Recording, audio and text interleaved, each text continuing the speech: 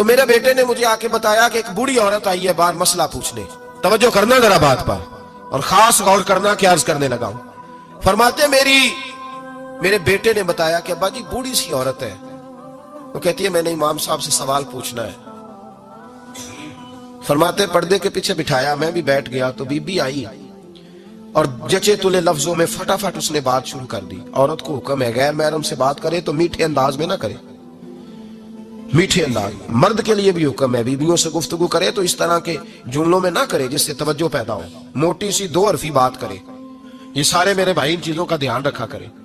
عورت غیر محرم کے ساتھ میٹھی گفتگو کرنا, دلوں میں کجی پیدا ہو, یہ منع ہے. امام صاحب فرماتے ہیں بوڑھی تھی پر اس نے بات چھیڑی پردے کے پیچھے بیٹھ کے تو بڑے جچے تلے 2-3 جملوں میں کہنے لگی امام صاحب مسئلہ پوچھنا ہے. پھر میں پوچھو. کہتے میں بڑا تیار تھا اور میں اللہ نے بڑا علم سے انہیں نوازا تھا. کہتے میں پریشان کبھی نہیں ہوا تھا, لیکن یہ بی بی پریشان کر گئی. یہ متقی لوگ تھے. فرماتے ہیں میں نے کہا بی بی پوچھو. کہنے لگی حضور میں نا محنت کی کمائی سے روٹی کھاتی ہوں, چرخہ رکھا ہوا ہے, سوت کاٹ کے اس کی کمائی کھاتی ہوں, سارا دن مزدوری کرتی ہوں, کبھی کبھی کام رہ جاتا ہے تو 14ویں کے چاند کی روشنی میں چھت پہ بیٹھ جاتی ہوں تو چرخہ کاٹتی ہوں. بادشاہ کا لشکر میرے قریب سے کبھی کبھی گزرتا ہے, ان کے پاس بڑی بڑی لالٹینیں, بڑے بڑے ان کے پاس روشنی کے بندوبست ہوتے ہیں. لشکر بادشاہ کا گزرتا ہے تو بہت بڑا لشکر ہوتا ہے, کئی کلومیٹر تک وہ گزرتا جاتا ہے تو کئی دفعہ اچانک اس کی روشنی بھی میرے چرخے پہ پڑ جاتی ہے. مسئلہ یہ پوچھنا ہے کہ اس روشنی میں جو میں سوت کاٹتی ہوں اس کی کمائی میرے لیے حلال ہے کہ حرام ہے؟ امام احمد بن حنبل فرماتے ہیں میں تڑپ کے رویا. بی بی تو کبھی کسی نے پوچھا ہی نہیں, اتنی باریک. کہنے لگی بیوہ ہوں, بے اولاد ہوں, مزدوری کر کے روٹی کھاتی ہوں. پوچھنا یہ تھا.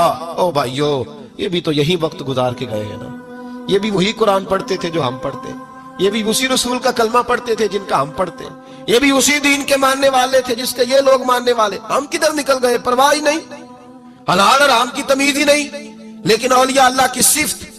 حضرت امام احمد بن حنبل فرماتے ہیں میں چکرا گیا اور میں نے اس سے پوچھا پہلے تو اپنا تعارف کرا, تو ہے کون, تو کون ہے؟ اس نے کہا حضور تعارف چھوڑے, جو مسئلہ پوچھنے آئے اسے اپنا ڈیٹا بھی دینا پڑتا ہے, ہمیں بتا دیا تو چھوڑے. فرمایا نہیں پہلے بتا تو کون ہے. تو وہ کہنے لگی میں حضرت بشر حافی کی ہمشیرہ ہوں. وہ جو بغداد میں بابا ننگے پیر پھرتا ہے تو کوئی جانور گوبر بھی نہیں نہ کرتا گلیوں میں, وہ نیک بابا, میں اس کی بہن ہوں. تو امام احمد بن حنبل کہتے ہیں میں رو پڑا.